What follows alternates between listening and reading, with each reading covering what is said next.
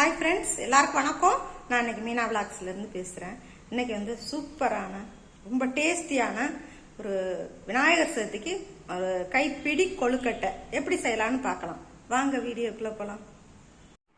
வாங்க, இன்னைக்கு வந்து நம்ம சூப்பரான கைப்பிடி கொழுக்கட்டை எப்படி செய்யலான்னு பார்க்கலாம். ஒரு ஸ்வீட்டாக நம்ம எப்படி செய்யலான்னு பார்க்கலாம். அதுக்கு நான் வந்து பச்சரிசி மாவு வந்து நான் இது வந்து 100 கிராம் உள்ள கப்பால் 2 கப்பு போட போகிறேன். 200 கிராம். இது வந்து 1 கப். அடுத்தது 2 கப்பு. தலை தட்டியே இருக்கட்டும். 2 கப்பு நம்ம எடுத்துருக்குறோம். இதை நல்லா வறுத்துக்கலாம் லேசா. இதை நான் பச்சரிசி கழுவி காய வச்சு அரைச்ச பச்சரிசி மாவு. இதை நம்ம லேசா வறுத்துக்கலாம்.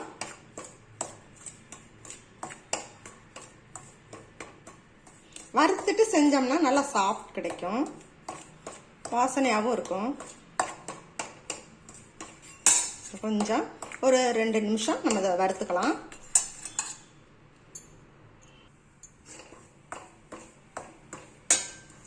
இந்த விநாயகர் சதுர்த்திக்கு நம்ம இந்த மாதிரி நல்லா டேஸ்டாக செஞ்சு விநாயகருக்கு வைக்கலாம் நிவேத்தியமாக. நம்மளும் சாப்பிட்லாம். நல்லா ரொம்ப டேஸ்டாக இருக்கும். இந்த மாதிரி மெத்தடில் செஞ்சு பாருங்கள். இப்போ நமக்கு ஒரு 3 நிமிஷம் வறுத்தாச்சு, போதும். இதை எடுத்துக்கலாம். இப்போ நம்ம ஒரு இதில் ஆற வச்சுக்கலாம். இப்போ இதே பாத்திரத்தில் நம்ம வந்து வெல்லம் கரைக்கணும். இப்போ இதுக்கு வந்து நம்ம வந்து 2 கப்பு தண்ணி, 2 கப் மாவுக்கு 2 கப்பு தண்ணி சேர்த்துக்கலாம். 2 கப்பு நம்ம தண்ணி சேர்த்துக்கிட்டோம். 1 கப்புக்கு 1 கப்பு தண்ணி, அதனால நம்ம 2 கப்பு சேர்த்துருக்குறோம். இப்போ இதுக்கு வந்து 1.5 கப்பு வெல்லம் போட்டுக்கலாம். முக்கால் போட்டாலே போதும். கொஞ்சம் கூட வேணும்னா, ரொம்ப ஸ்வீட்டாக இருக்கும், வேணும்னா தேவைப்பட்டா கொஞ்சம் 1 ஸ்பூன் சேர்த்துக்கோங்க. நான் போடுறது முக்கால் 1.5 கப்பு வெல்லம் சேர்த்துக்கலாம். இப்போ இதில் வந்து வெல்லம் சேர்த்துக்கலாம். தண்ணி கொதிச்சிருச்சு. 1 கப்பு 1.5 கப்பு. இந்த வெல்லம் கரையட்டும்.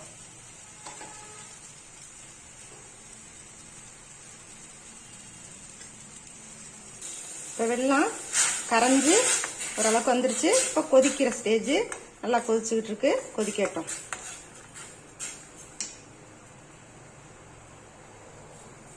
இப்போ நம்ம என்ன செய்யறோம்னா, இந்த மாவுல 1.5 ஸ்பூன் நெய் சேர்த்து பெசரிக்கலாம்.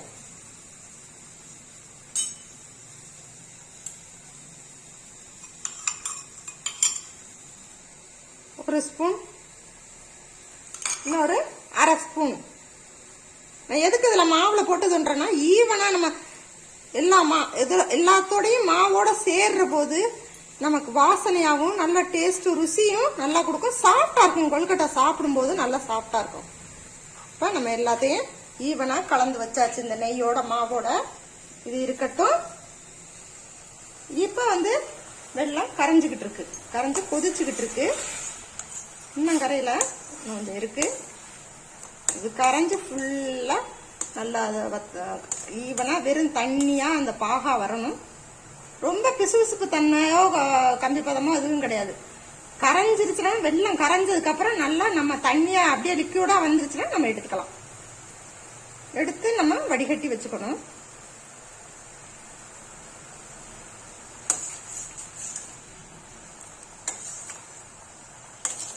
இன்னும் 1 2 கிடக்கு.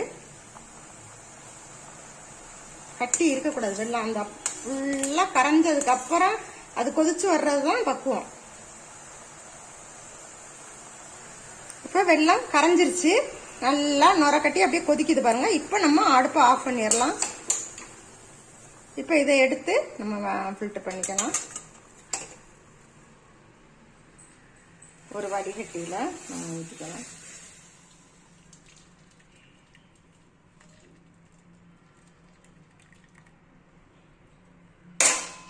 முடிஞ்ச அளவுக்கு எப்பவுமே உருட்டு வெள்ளத்துல எடுத்துக்கோங்க, அதுதான் நல்லா இருக்கும். கல்லு ரொம்ப இருக்காது. இப்ப நம்ம வந்து இதுக்கு அந்த 1 கப்பு 2 கப் மாவுக்கு 1 கப்பு தேங்காய் பூ சேர்த்துக்கலாம். இதை நல்லா நம்ம வறுத்து கொடுத்துக்கலாம். இதை நல்லா நம்ம வறுத்து கொடுத்துக்கலாம். கொஞ்சம் ட்ரையாக வர்ற மாதிரி வறுத்துக்கலாம்.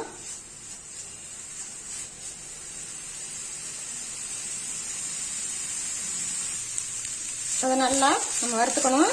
இது வந்து செவக்கக்கூடாது. செவந்தாக்க அந்த கொழுக்கட்டையில் அது வந்து அந்த தேங்காய் போட்டிருக்க அடையாளமே தெரியாது.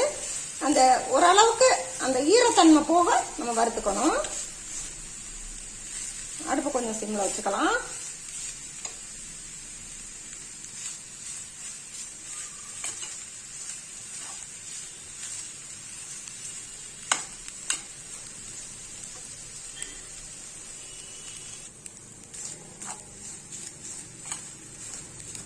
வறுபட்டுக்கிட்டு இருக்கு. முதல்ல இருந்ததை விட நல்லா பொழுன்னு வந்துட்டு இருக்கு. இன்னும் ஒரு நிமிஷம் நம்ம வறுக்கலாம். இப்போ நமக்கு நல்லா ட்ரை ஆயிடுச்சு. இதை அப்படியே எடுத்துக்கலாம். இப்போ நம்ம இந்த அடுப்புல வடிகட்டி வச்ச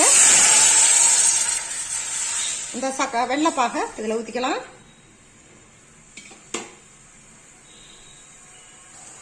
இதில் ஒரு அரை ஸ்பூன் ஏலக்காய் பொடி சேர்த்துக்கலாம்.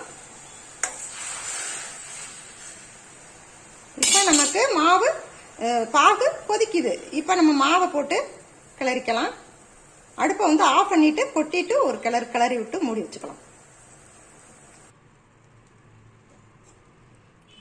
இப்போ இந்த மாவை இதில் கொட்டிக்கலாம். இப்போ இதோட இந்த தேங்காய் பூவையும் இதில் நம்ம சேர்த்துக்கலாம்.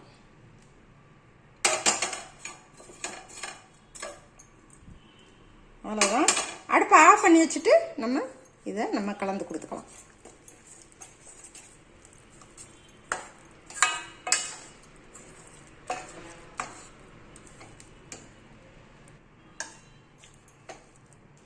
பாருங்க எப்படி கெட்டியா வருதுன்னு பாருங்க. பாக பார்த்து ஊற்றுங்க. அப்படியே கெட்டி ஆயிரும், அப்படியே இஞ்சிரும். பச்சரிசி மாவுல டக்குன்னு இஞ்சிரும். இப்போ நம்ம அடுப்பை ஆன் பண்ணிக்கலாம். அடுப்பை ஆஃப் பண்ணிட்டு நீங்க அந்த மாவை கொட்டி ஒரு 2-3 பிரட்டிட்டு அப்படியே வச்சிடணும். அப்புறம் பிசையணும்.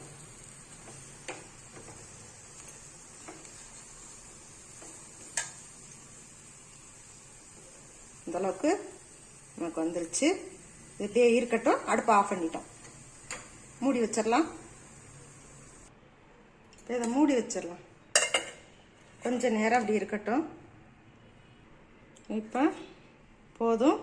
இதில் நம்ம ஒரு சிட்டிகை அளவுக்கு சால்ட்டு லேசாக அந்த டேஸ்ட் கொடுக்கும்.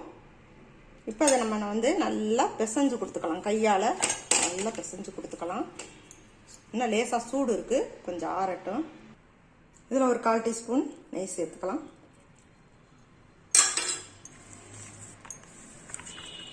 அப்படியே நம்ம வந்து நல்லா பிசைஞ்சு கொடுத்துக்கணும். அந்த கை வந்து பொறுக்கக்கூடாது, அந்த அளவுக்கு சூடு இருக்கணும்.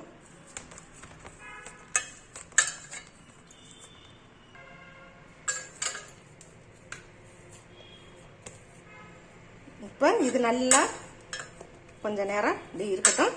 நம்ம அந்த இட்லி ஒரு பாத்திரத்தில் தண்ணி ஊற்றி நம்ம கொதிக்க விடலாம். அதுக்கப்புறம் கொழுக்கட்டையை பிடிச்சி வைக்கலாம்.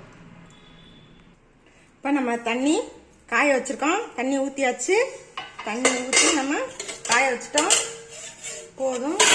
ஒரு 1/2 லிட்டர் தண்ணி ஊற்றினா போதும். இப்போ இது தண்ணி காஞ்சிட்டு இருக்கட்டும். நம்ம இப்போ கொழுக்கட்டையை பிடிக்கலாம். அடுப்பு சிம்மில் வச்சுப்போம்.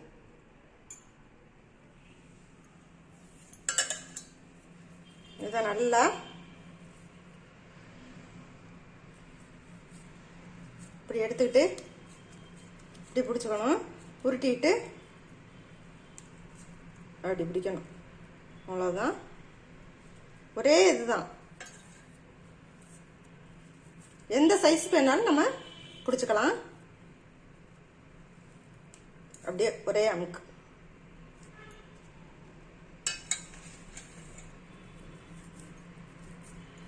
இப்படி உருட்டிக்கணும். அப்பதான் நமக்கு கொழுக்கட்டை எல்லாம் சேஃபா வரும். வச்சுக்கலாம். இப்படி எல்லா கொழுக்கட்டையும் நம்ம பிடிச்சிக்கலாம். இப்போ நம்ம கொழுக்கட்டையை பிடிச்சு வச்சாச்சு. இப்போ இதை நம்ம வந்து அடுப்பில் ஆவியில் வேக வைக்கணும். வாங்க எடுத்து வைக்கலாம்.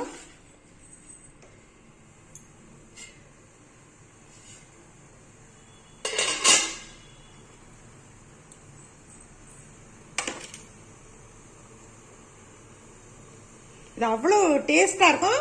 நான் இந்த மெத்தட்ல நீங்க செஞ்சு பாருங்க, அந்த கொழுக்கட்டை சூப்பரா இருக்கும். அவ்வளோ ஒரு ருசி அருமையா இருக்கும், சாஃப்டாவும் இருக்கும். திரும்ப திரும்ப அதை நம்ம செய்யற மாதிரி இருக்கும்.